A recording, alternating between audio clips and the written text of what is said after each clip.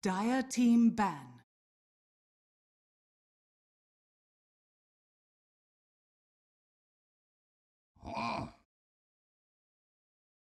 Radiant team ban.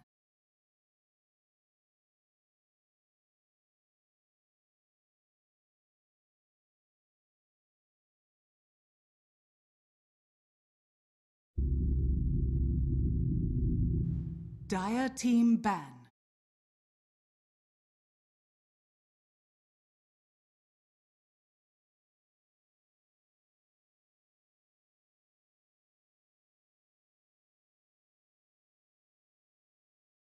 Ten seconds remaining.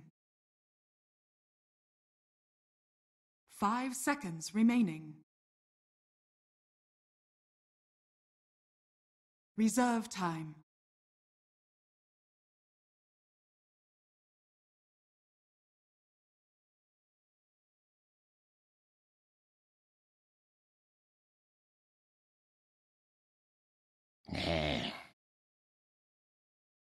Radiant team ban.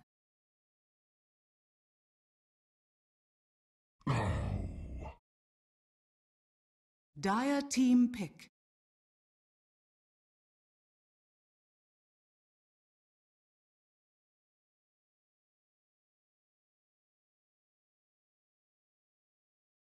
Alright, welcome, ladies and gentlemen, boys and girls, to the broadcast here, the Summit 7 European qualifying action coming at you. And we got our last elimination match to decide which of these two teams will be joining the other. Radiant team pick.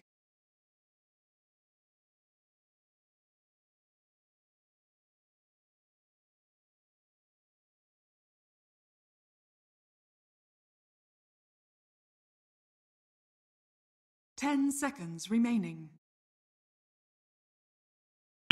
In the playoff stage, which then resets to a double elimination format. So again, this is it for these two teams. Either win or go home for these qualifiers. Ultimately, only one of these teams, of course, making it to that $100,000 land, the Summit 7 itself. But I'm excited to be here. Hopefully you guys are ready for a good day of some Dota 2 action. And I know my co-casters, I'm sure. Bright and early here. Joined by Z-Rock once again. How's it going, man?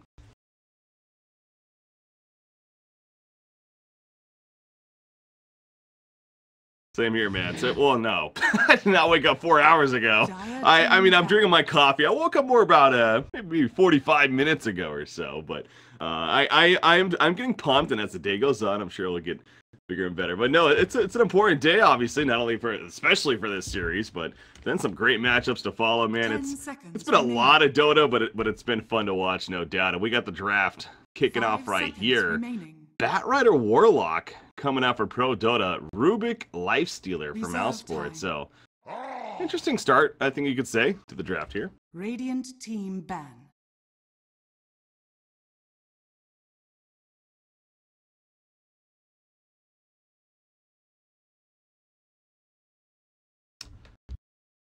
Yeah.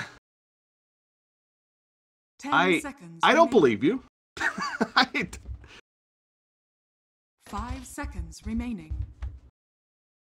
God, is that true? Like, that seems insane to me. Reserve time.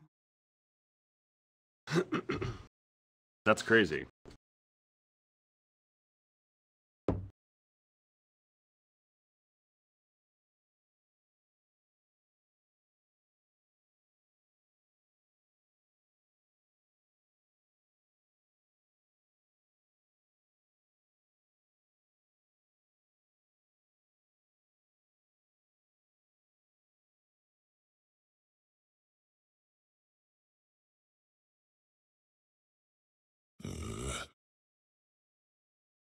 Dire team ban.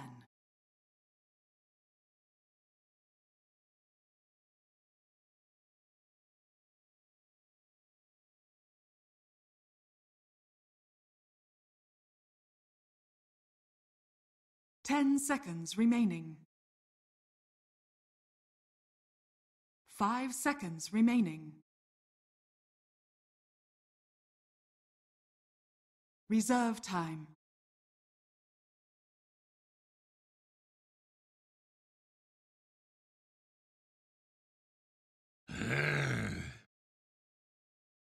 Radiant team pick.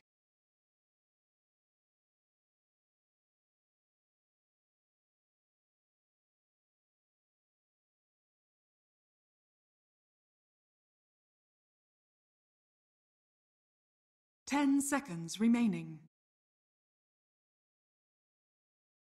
5 seconds remaining. Reserve time.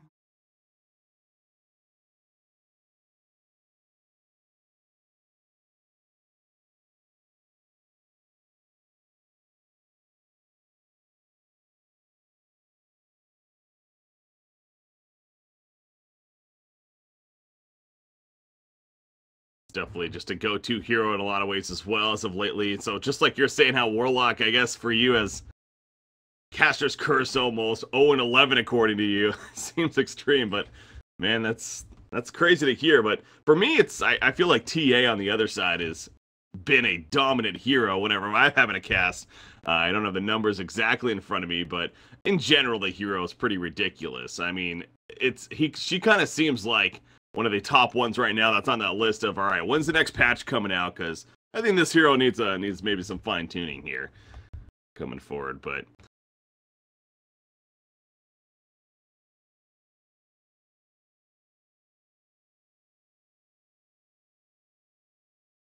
Dusk. Dire team pick.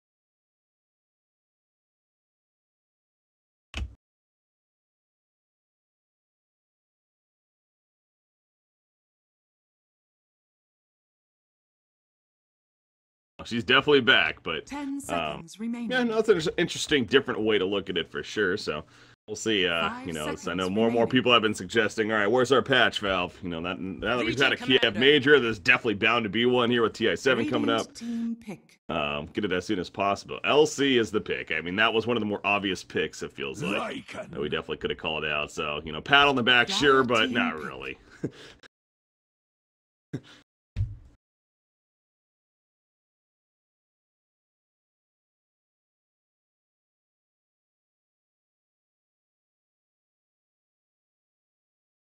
10 seconds remaining.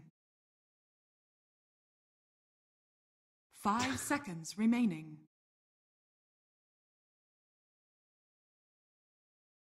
Reserve time.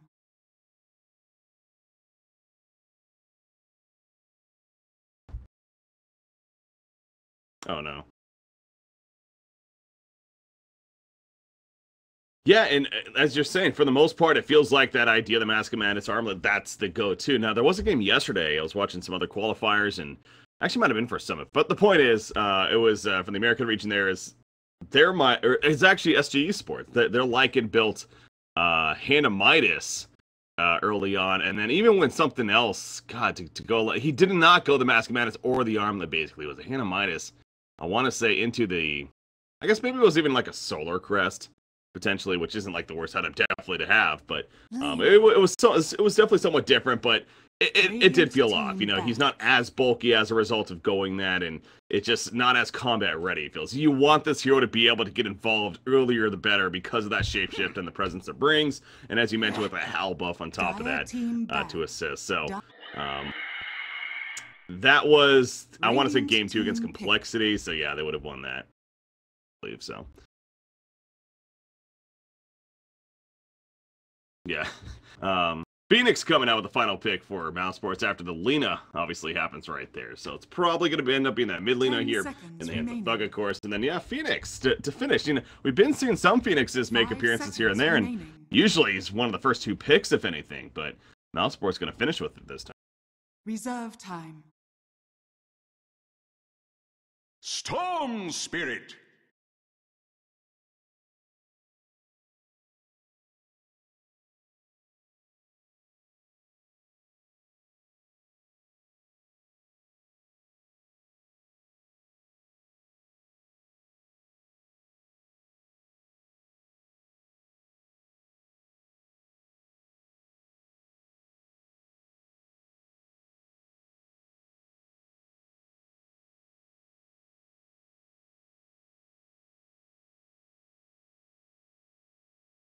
Mm-hmm. I'm looking at Rubik right here for Mousesports and seeing if there's plenty to steal, and there is. I mean, yeah, let alone the Warlocks right off the bat, obviously, is a good start. But yeah, across the board, there's definitely some abilities too. So, you know, really, maybe when we see that first pick Rubik, it kind of takes away from the potential, but no, not really. This is a game that he's going to love, actually. It really feels like right here. So, and even on top of that, his null field could definitely potentially be pretty useful against, say, the Warlock and, you know, so on here. Storm Spirit even, so. But overall, I mean, is there a draft we're leaning towards either way, as far as seeing now 5 on either side here?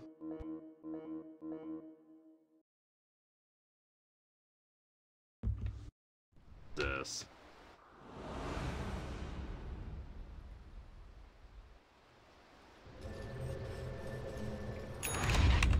Prepare for battle.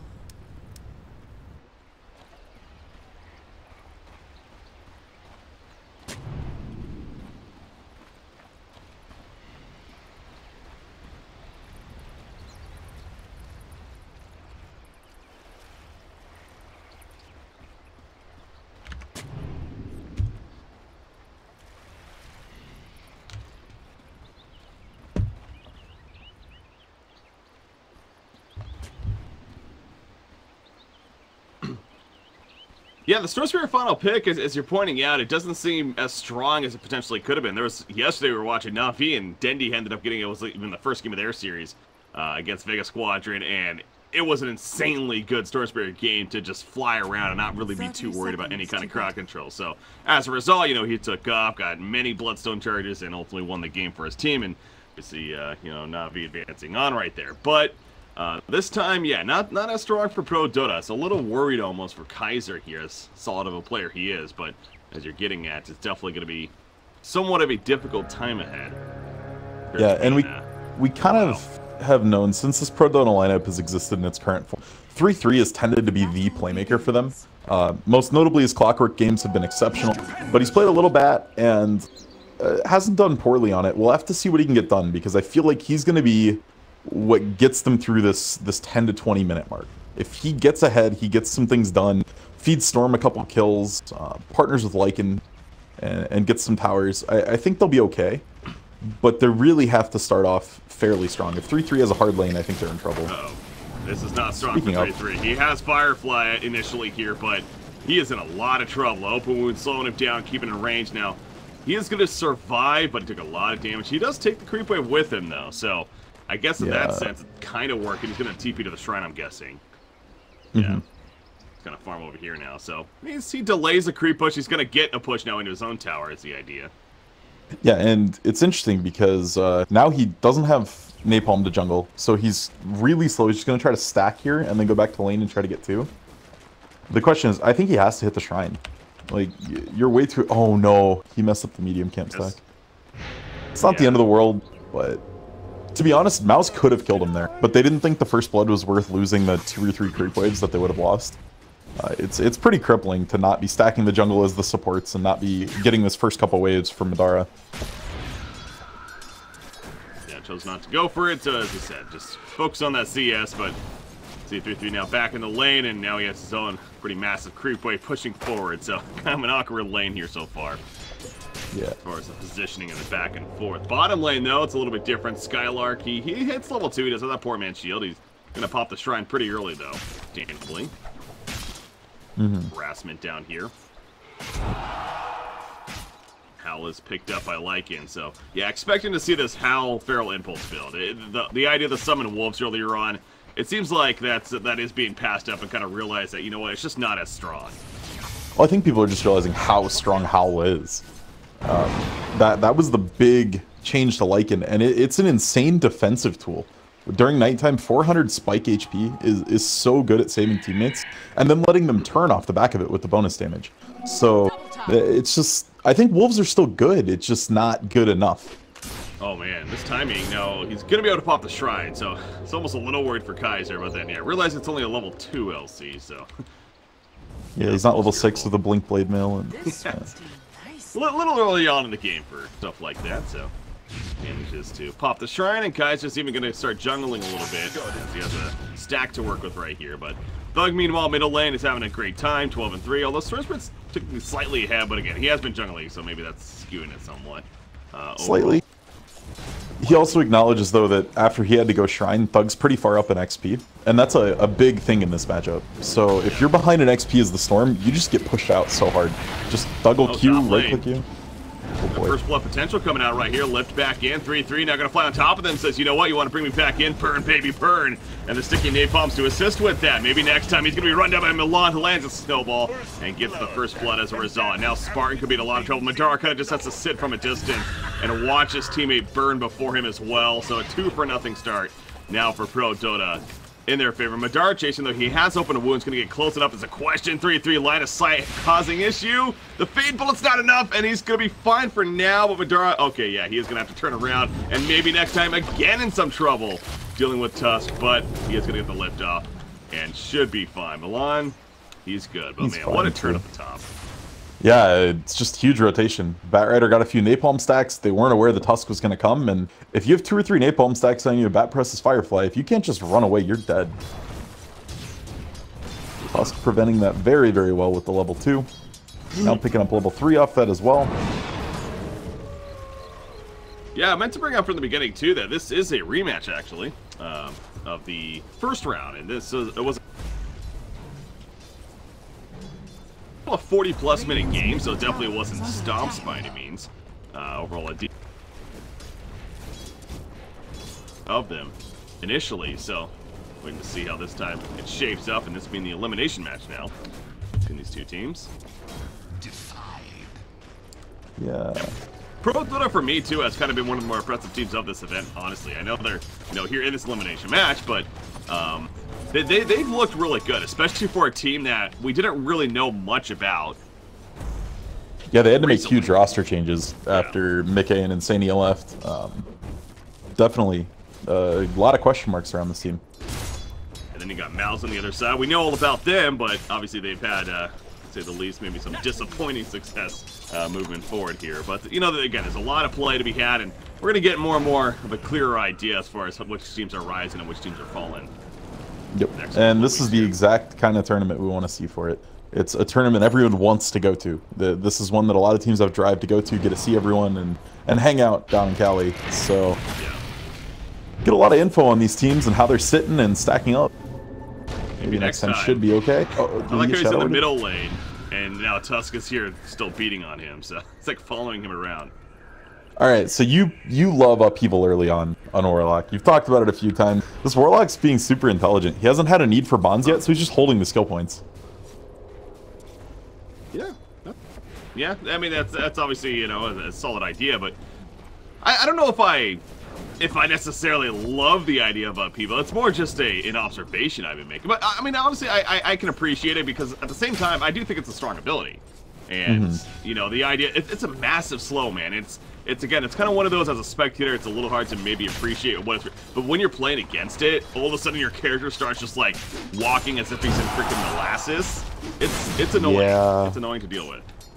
Yeah, it definitely can be for sure. They have pretty good tools against it though on the side of Mouz. Rage obviously just negates it entirely. Lina doesn't really care if she's moving or not, especially if she goes the Bloodstone build. She just wants to stand there and press buttons. So not a ton of like early game effectiveness from it. It's mostly going to be just a way to follow up with Rock and try to keep them pinned down so the Golem can beat on people. Yeah, and so Lycan, to be fair. The shapeshift, and speaking of shapeshift, on the bottom lane, the Ice Shard's initially connecting on the Skylark, blocking him out. One more auto tech snowball in. He wanted that kill, he gets the kill, but now Milan in some trouble. A good play, committed to this. They better get it. They're not going to. You also see the Frozen Sigil assisting to help him get away. Thug just miscounted there. He thought he had enough mana for RQ and casted it and was 10 mana short of the Dragon Slave. He could have Light Striker Raid right on the end of the Snowball and then Lagooned and absolutely gotten a kill, like, without question. But slightly miscalculating his mana is going to miss out on a kill, and that's another one for PD on the board. Yeah, that's big. That's some minor mistakes. Didn't do the math appropriately. That's hard, man. Short in the moment, yeah. The math is hard, and hey, Dota's pretty hard too, so it's understandable. Make some mistakes like that, but Can't be making those if you want to defeat a team like ProDotA. Oh, this Bat Rider's lurking in mid lane here. Doug's gonna spot him. They'll go their own way. Does he? He doesn't quite see him. Nope. Fine. I wonder what kind of build we're going to see from the Bat Rider. We have seen a mix. It's, by the way, Bat Rider in general, it's just me, or is he kind of coming back again? Like, he was out for a while. He's getting picked a lot. Is he coming back as a solid hero choice? I'm not sure yet. I'm still very, very undecided. But he is getting picked a lot. Teams are playing with him again. And I remember when we were talking 7.0 kind of predictions and how it was going to affect the meta. One of the first things I said is heroes that can jungle are going to get way, way higher value in the offlane. And Bat Rider definitely one of the better options on that. Bottom lane, they are making an initiation here on Garter, sort of. Well, he pops a howl and he's like, yeah, you're not going to do nearly enough, so he'll be fine. They don't have the greatest damage between these three heroes right now at this point, so yeah, the fact that he's 1 versus 3 and he didn't even get to half-life right there kind of shows that.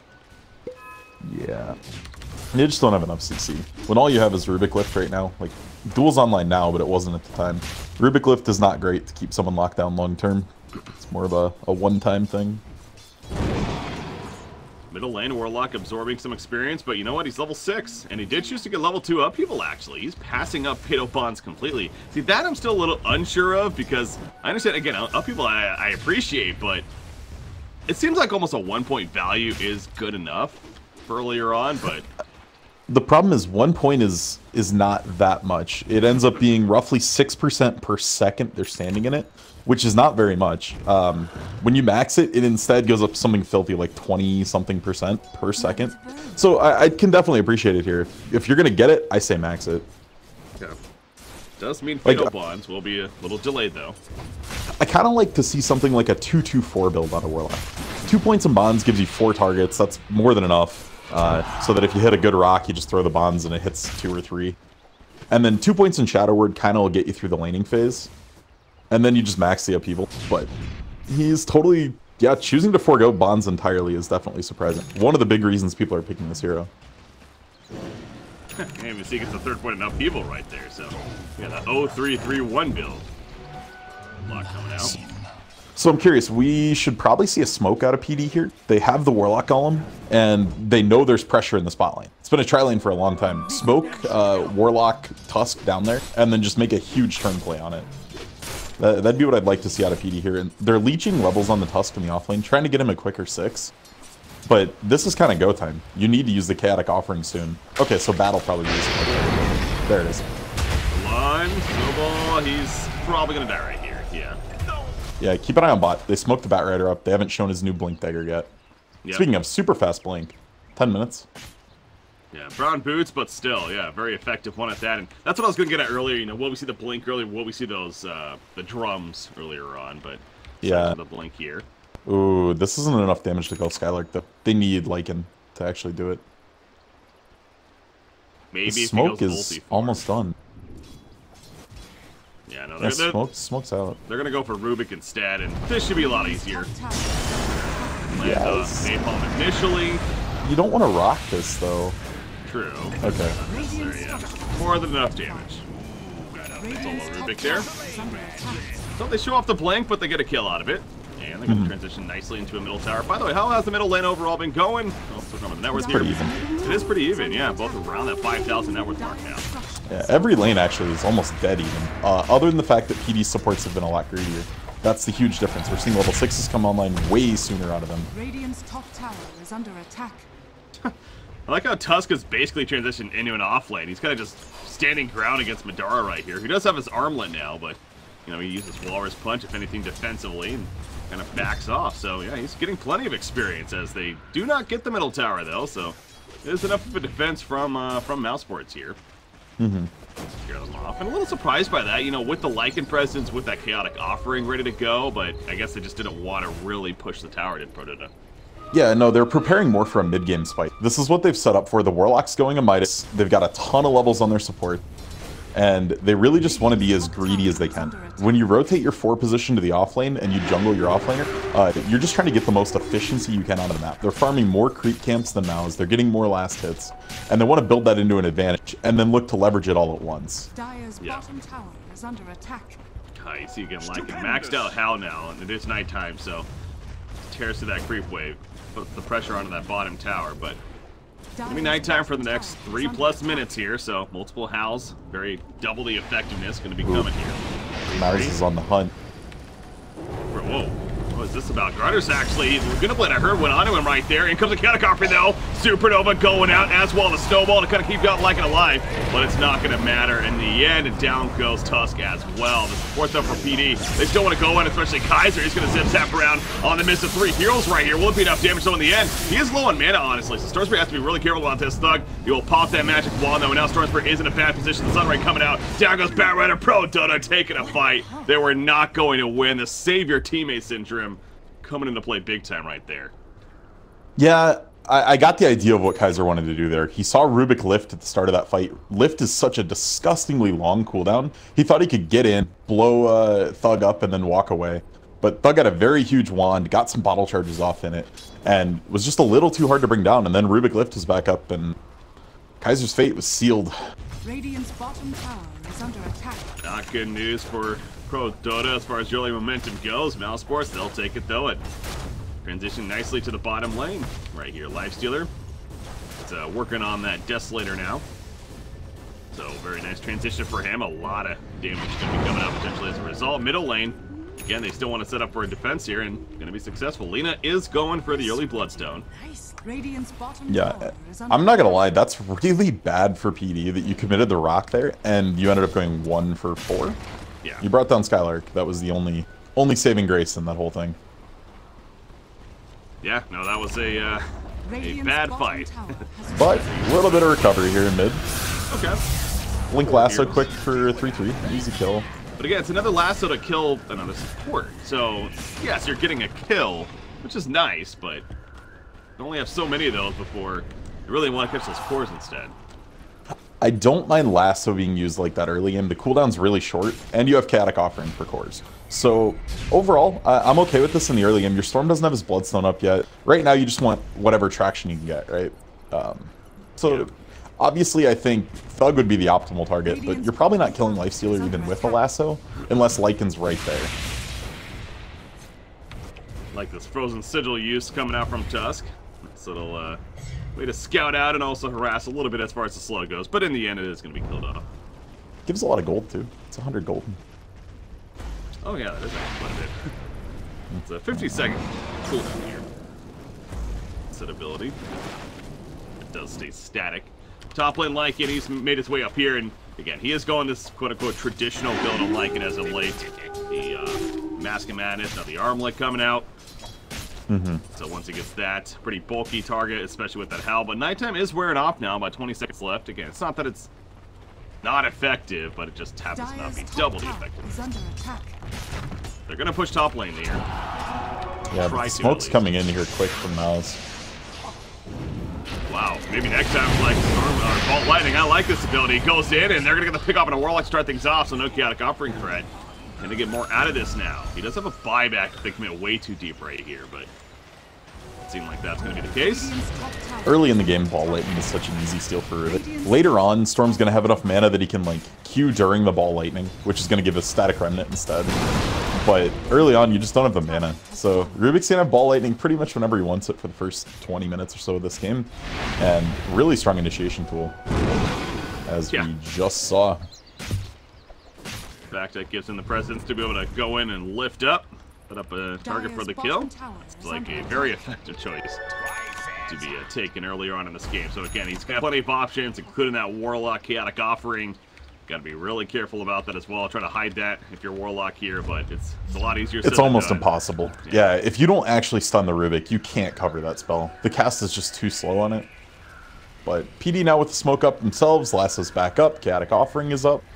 So going to be looking for a Blink Initiation, and they're going to try to find Skylark here, who has the Lifestealer in him. So if they find this, this could be huge for PD. Lycan popped the Howl here initially. LC, he went the direction of where they were smoked up, so he's going to get caught himself. He popped Madara's stuck in shards. Here comes a Lacuna plate as well. Yeah, and Madara's trying to get out over here. He is still having trouble moving around. Thug, meanwhile, being run down by Kaiser now. And Ball Lightning in. LC will be picked up in the back lines, and Thug actually denies himself. when it's all said and done, but that was so unfortunate. What was he stuck with, you're saying? Was it the tree? So the shards basically boxed him into the tree line. Oh. So he only had trees above him and shards below him, and he couldn't get out of it. That was...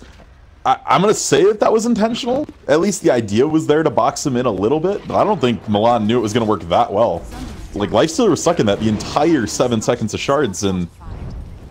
Wow. I thought with how fast Thug rotated, maybe they could turn that back. He got there quick, got a good Laguna off, but just not enough without Lifestealer. Yeah. Lifestealer deals plenty of damage with that Desolator especially. Meanwhile, maybe next time he flies over the ball lighting, lifts up Batrider, and should set up even the first victory for LC right here. So they do get it, Medara. Best actually went like creeps offensively right there. Thug, he ducks the snowball and the walrus punch, but it can kill on a tusk. But now Thug, he is melted away. The Sunray coming up to heal him up. And now Garner's actually in some trouble right here. Takes a Laguna Blade to the face. They do get the kill to Lina, but at what cost as they lose the Lycan? It's a 4-for-1 in favor of Mouse, and they're going for the middle tier tower now. Yeah, that one was... So, PD, it's not quite like save your teammate syndrome. It's, yeah, we lost one, but we think we can still win the fight. Kaiser has burned half of his mana or more, diving in on Thug multiple times, and they just can't quite bring him down. Legion's been very quick on press the attacks to purge off the Electric Vortex, and Sunray is doing so much work in these fights to keep Lina alive. Like, Thug is just not dying when Kaiser goes on him. Decision making here, ProDotA definitely seems a little off at times. To fine tune that here. Moving forward, I know it's you know, it is early for us, and you know, being European players, it's what 3 It's still early for them in gamer 2 time, right? PM, It's even like the 2? afternoon. It's yeah. Like, this is a morning match for most of these guys. For gamers, for competitive players, yeah, this is early, man. What team was it? It was Onyx. Well, it was the old iteration of Onyx, the one that like PPD tried to do for a little while with Dubu and them. I don't remember what they called it, but when that lineup was going, they wanted to scrim at like 11 a.m. And everyone was like, "What? We're not up that early." So they'd start scrimming Euros, and they were scrimming Euros from US West, and it was like the worst thing ever for them. But yeah, they're the only team that I know of outside of like the Korean scene that scrims at a relatively normal time, like for normal people. Talk about some interesting roster changes, to say the least, man. It's been going on. You mentioned Onyx there, and that kind of, you know, what do you think about the whole Demon situation? You know, leaving the team, or I guess getting cut technically, and now he's playing for Complexity, possibly. Yeah, I mean, all right. Can we all kind of agree? Complexity is at the point where they're flailing. Kyle just wants to have a team of 5 that he can play with consistently, and he's struggling so much to find a group that clicks. And yeah, I feel kind of bad for him more than anyone in this situation, because he tried some newer players. You know, with the last iteration, he was on stream. I think he said he doesn't want any more projects. So Demon could be a good fit for them, honestly. Somebody who's already got competitive experience. You don't need to build them from the ground up. He's good at yeah, maybe not. What's that? Well, I was going to say he's good in that sense as far as the play goes, but I'm a little concerned about the attitude. Personality clashing? Personality clashing, yeah. But I mean, as you said, I mean, they're desperate. Like, there's not like the most obvious options out there necessarily, and you know, they have to form some kind of team. Well, you're under the gun right now for TI. Like, you got to get a roster going. This is the time you have to scrim, because qualifiers are going to be coming up probably mid next month. So you really got to get stuff ironed out and get a couple weeks to scrim. Well, the whole roster lock in the first place, it's 24th. True. That's what you have to. I think it's pretty safe to say that Complexity's... I mean, they'll get a direct invite to the NA qualifier, but I think Valve's been bending the rules a little bit on that for close qualifiers. Especially in NA. We just don't have enough teams. Although, yeah, it'll depend if they do an SA slot again. I'm assuming they will after SG, but... Well, discussion for another time, perhaps. Yes, we are back in the game. The pause is over. So, the Bloodstone, down to 6 charges already. He denied himself the first time, died again. Doug's Bloodstone is suffering. I mean, to be fair, both kind of are. Storm Spirit's down to 10 now. Yeah. The previous fight, he did deny himself, actually, so... Going for the aggro Roshan here from Mouz. I like it a lot. It's a little brave with Chaotic offering up, but this ward that they have in their own jungle actually showed the Warlock at first. Yeah, Storm is now, Kaiser's saying, hey there, Rush, go, go, go, but Warlock just ported bottom. His bottom tower is under attack. So they're going to have to give this up. That's going to be big for Mouse again. Lifestealer picks up the HS.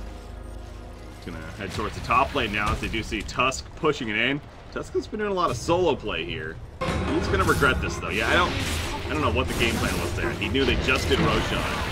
Like, I thought for sure he was just going to go in the woods and just TP immediately after that, if anything. But he got greedy, stuck really around, greedy. tried to push a little bit further, and Milan ends up getting picked off. So. And it should be, I'm assuming we're going to see the 50 damage talent come out of Lina. Teams seem to be starting to go back towards favoring that, which I like a little better. I think the respawn time, yeah, it has purpose. I can understand it. He does go to the respawn time.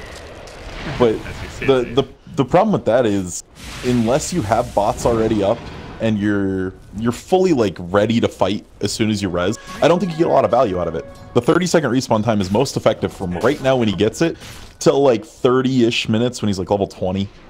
After that, the value of it drops off quite a bit because your death timer is still too long. Yeah. And he doesn't have Boots Travel, he doesn't have a Blink Dagger or any Shadow Blade repositioning ability. So we'll see what they can do with it here.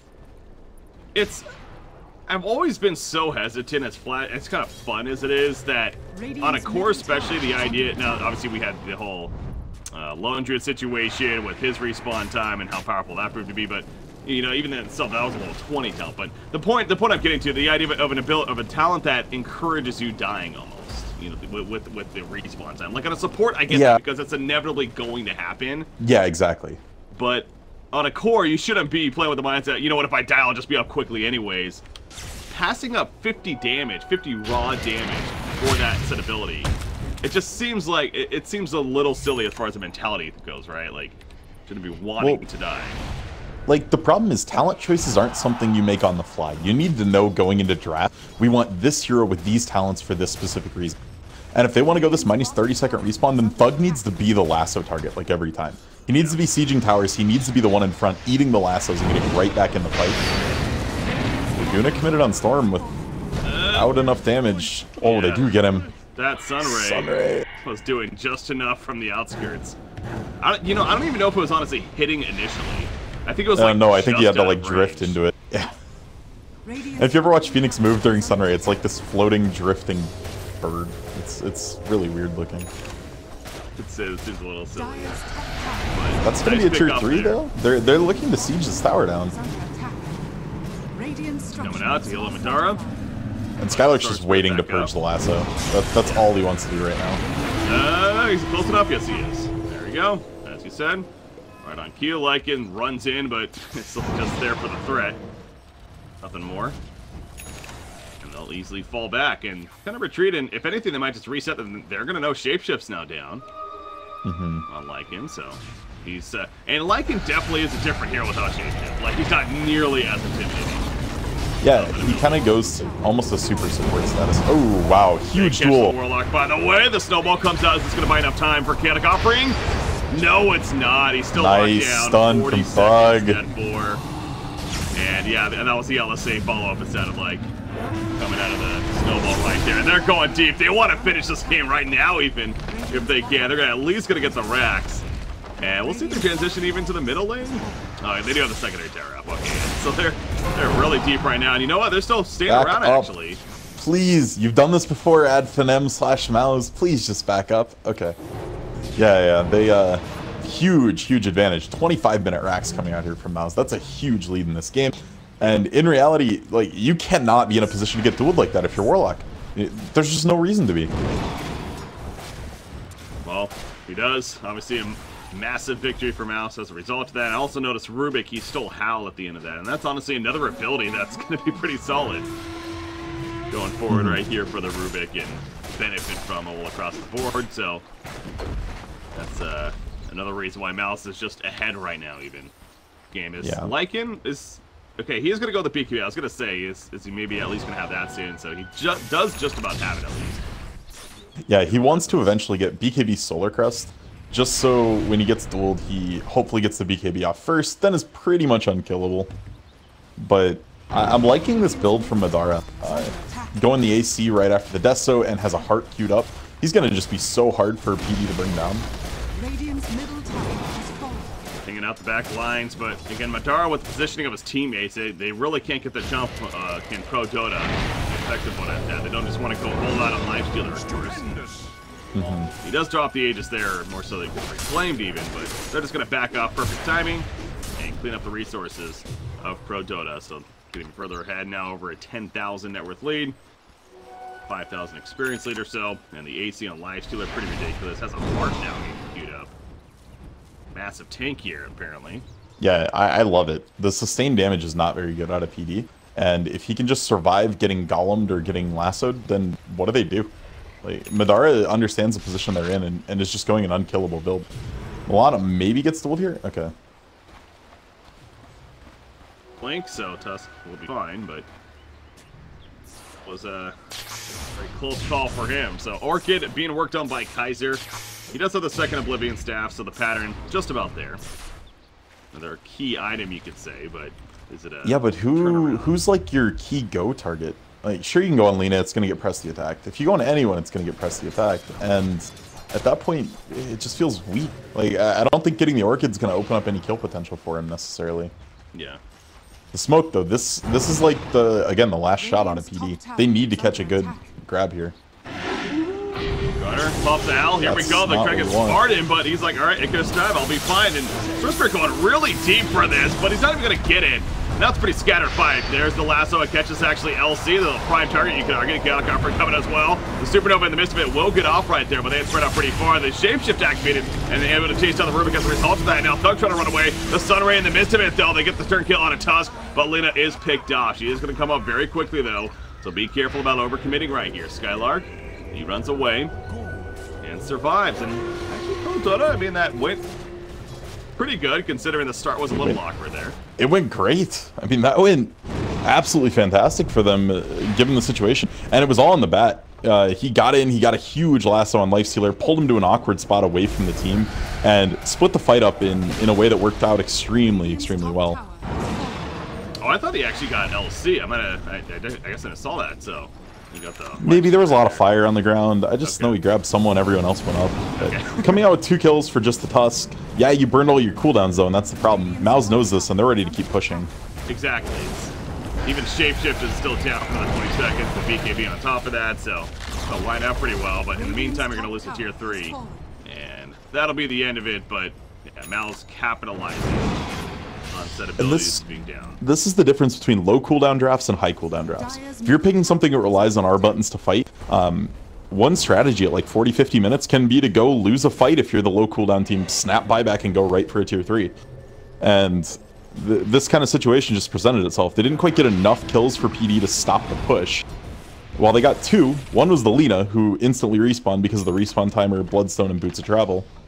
And the other one was a support. I think it was Rubik that died. So, not the targets you need to stop the push. Spartan right here, the lasso, it hits Phoenix, not the prime target, but they will get the kill.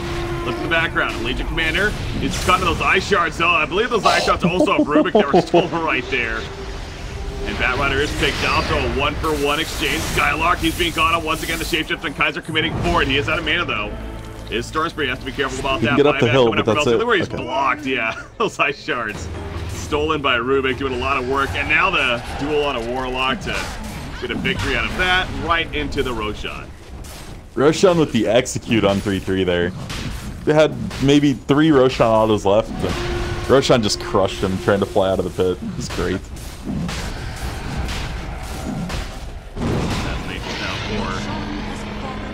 Picked up by Lifestealer. Yeah, I mean, you brought up a good point actually about the Lina. I mean, that's an example of where the respawn is actually pretty damn good on Lina, to be fair. And yeah, they're using it very well. They're positioning Thug in a dangerous position, and that's exactly what they need to do.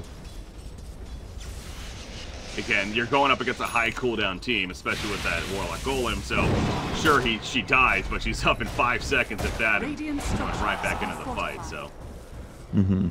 Quick reset herself. The melee racks, they're going to use a fortification, but can they really stop this? Lasso her up. I mean, if you're not going to go now, when are you going to go? Well, Now is the call. They go on a smart to the back lines, but the Supernova is popped. They have to spread out from that. They want to try to kill it. That's not going to happen, though. They're pulled in. I like it. He has to BKB up, though. But, oh, he takes a good chunk of damage right there. And now he's going to go after Rubik. He will two-shot him, essentially, and is able to run up people. As we mentioned earlier, it is doing some work, as you can see. Slowing them down pretty massively there. But you lost. Yes. There is that part, though. Radiant's top barracks are under Yeah. attack. It's probably over here. Seems like Mousesports just really trying to close it out now. Here in game number 1. Batrider gonna be picked up. He's done for 50, and there we go. GG. Cold. It's official. Mousesports taking game 1 here, and it's best out of 3. Dire victory. Radiant's middle barracks are under attack. Warlock's streak of hemorrhaging games continues for me. In reality, a lot of the games have actually been Warlock Tusk that I've seen lose. So you could say maybe Tusk is the issue in the whole thing, but in reality, it's just PD had such a good start overall. As far as getting levels on the supports, the Warlock hit 6, Rubik was still 4, and just couldn't turn it into anything. That first chaotic offering resulting in a 4-for-1 against them really just spelled out how the rest of that game